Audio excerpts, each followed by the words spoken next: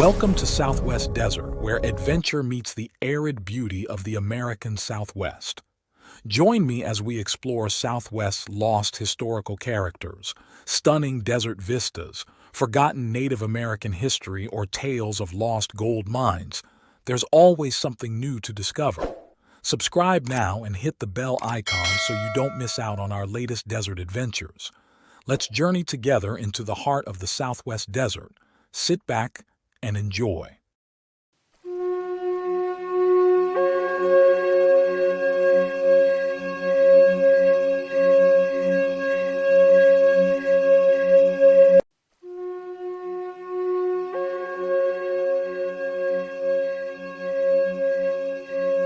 Welcome to Southwest Desert, where we uncover the fascinating stories that shape the American Southwest.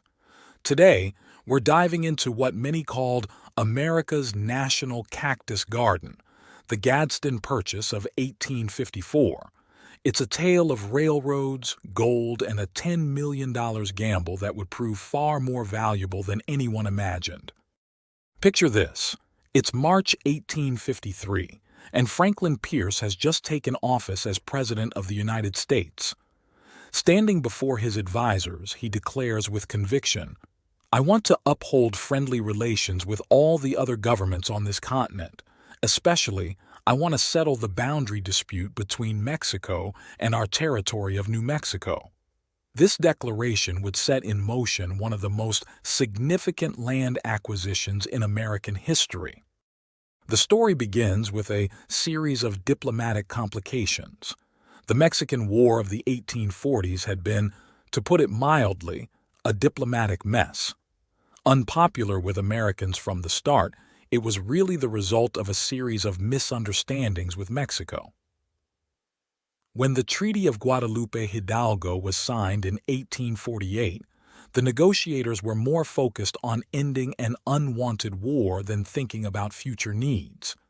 In their haste, they overlooked something that would soon prove crucial, a route that Eastern Railroad interests desperately needed to reach Southern California. Enter James Gadsden, a Southern Railroad man whose appointment as special envoy to Mexico would change the course of American territorial expansion.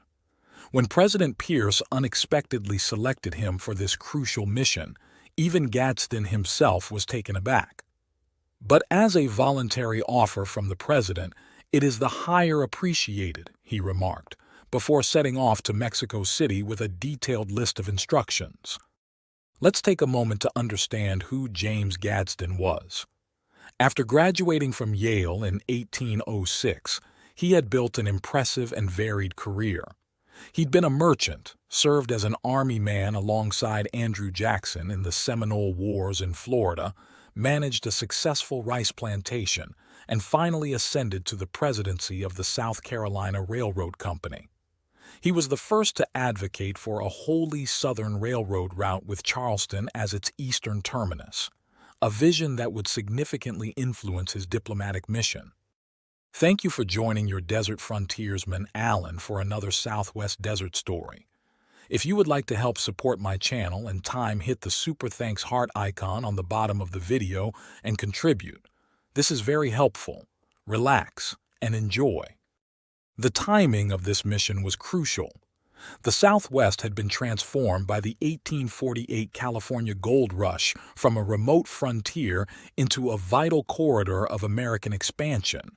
Settlers were pouring west by the thousands, and the need for a reliable transportation route was becoming impossible to ignore. A corps of engineers under Cook had surveyed the Rocky Mountains and identified the Gila River route as the optimal path to link the East with the newly opened West. There was just one significant problem. The best pass crossed through Mexican territory. This presented a delicate diplomatic challenge.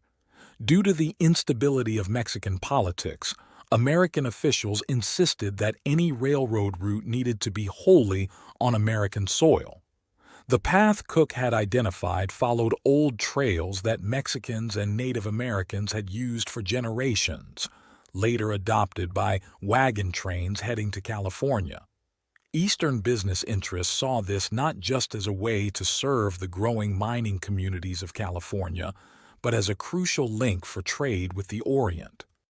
The 1850s brought additional urgency to the mission. With growing tensions in Congress over the slavery question, Southerners were desperate to establish their own transcontinental railroad to rival the Union Pacific being built in the North. Gadsden, both a Southerner and railroad man, seemed the perfect choice to champion the settlement of the border question. When Gadsden arrived in Mexico City, his instructions were explicit and multifaceted. He was to emphasize that an eligible route for a railroad was the sole object of the American government's desire for a boundary change. He needed to stress how Mexico would benefit from the railroad, improve commercial relations, and was authorized to offer a moderate sum of money in the negotiations. The negotiations with Santa Anna, head of the Mexican government, proved successful. On December 30, 1853, Santa Anna signed a comprehensive treaty that included three major provisions. First, the United States would gain freedom of transit for mails, merchandise, and troops across the Isthmus of Tehuantepec. Second, they would readjust the boundary set by the Treaty of Guadalupe Hidalgo to allow for the crucial railroad right of way south of the Gila River. Third, and most significantly, Mexico would sell 45,535 square miles to the United States, bounded by the Gila River on the north, the Rio Grande River on the east, and the Colorado River on the west. However, the journey from negotiation to ratification proved complex. When Gadsden returned to Washington with the treaty, he faced unexpected resistance. President Pierce himself initially rejected it. In the Senate, the debate split into three distinct camps. One group favored ratification of the treaty in its original form.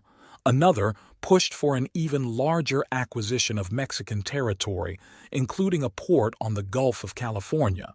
And a third group, composed largely of Southerners, focused solely on securing a boundary line that would allow a good route for a Southern railroad. Northern politicians raised serious concerns. They worried this new territory might join the Confederacy, a fear that would later prove prophetic. They also dreaded the potential spread of slavery to the Pacific.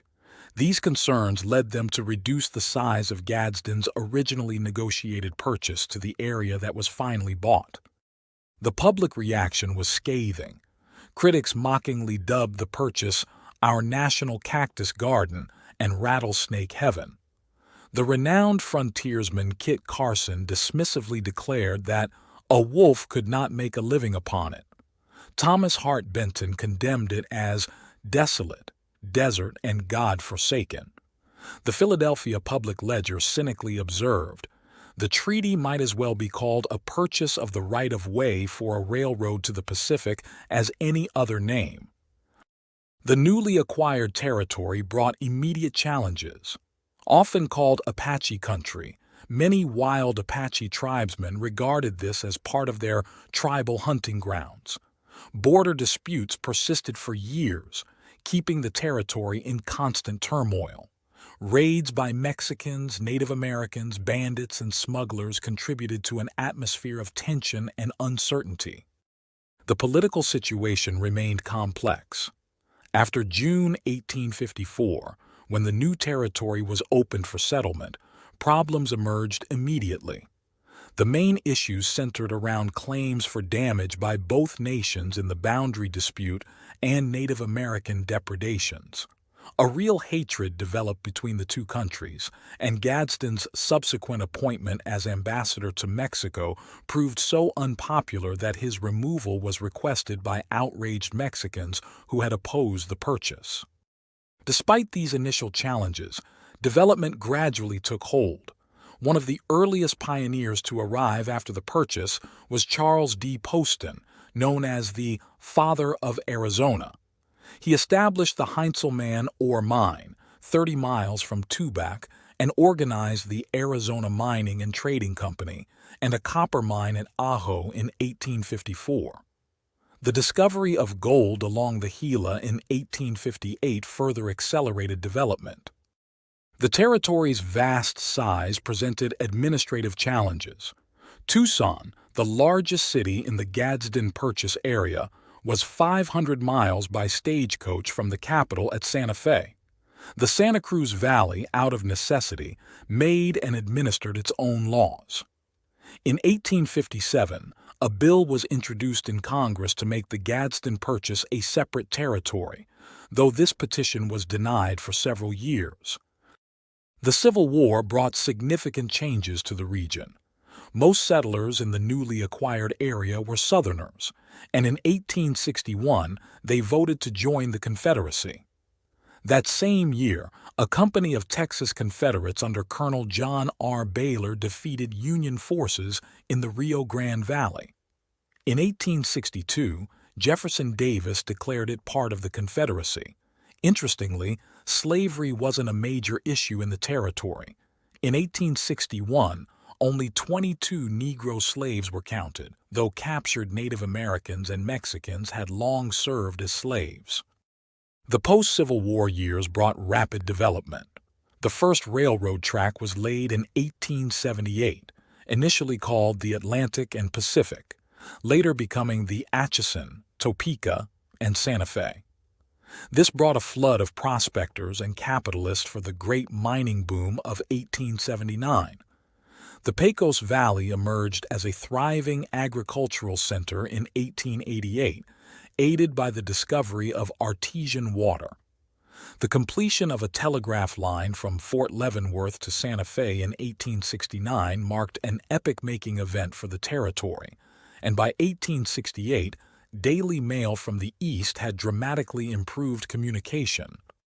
The numbers tell an impressive story of growth and development. From 61,547 people in 1850 for the whole of New Mexico Territory, the population exploded to 749,587 for Arizona and 681,187 for New Mexico by 1950. The region's mineral wealth proved staggering. From 1858 to 1940, Arizona alone produced $3 billion worth of metals, including copper, gold, silver, lead, zinc, and others. The agricultural success has been equally impressive. In New Mexico, with most of its land under irrigation, 1950 alone saw $78 million in crops and $127 million in livestock products. The purchase gave us thriving cities like Tucson, Douglas, and Bisbee, and Cochise County now has an assessed value of well over $200 million. Today, the region maintains its unique character, a blend of the Old West charm with modern prosperity. Ranches, cowhands, rodeos, Native Americans, lost mines, and ghost towns continue to attract tourists and health seekers, while the area serves as a vital economic engine for the nation. Looking back, that $10 million price tag, which seemed astronomical in 1854, now represents what the region produces in value every single month. Perhaps the greatest irony. Many now believe we should have bought more when we had the chance. When Congress later changed their minds about acquiring land all the way to the Gulf of California, the Mexicans weren't willing to sell any more territory. The Gadsden Purchase stands as the last edition of territory adjacent to the continental United States, a fitting finale to America's continental expansion, and a testament to the sometimes hidden value in seemingly worthless land. This has been Southwest Desert. Join us next time as we uncover another fascinating chapter in America's Southwest past. Happy trails.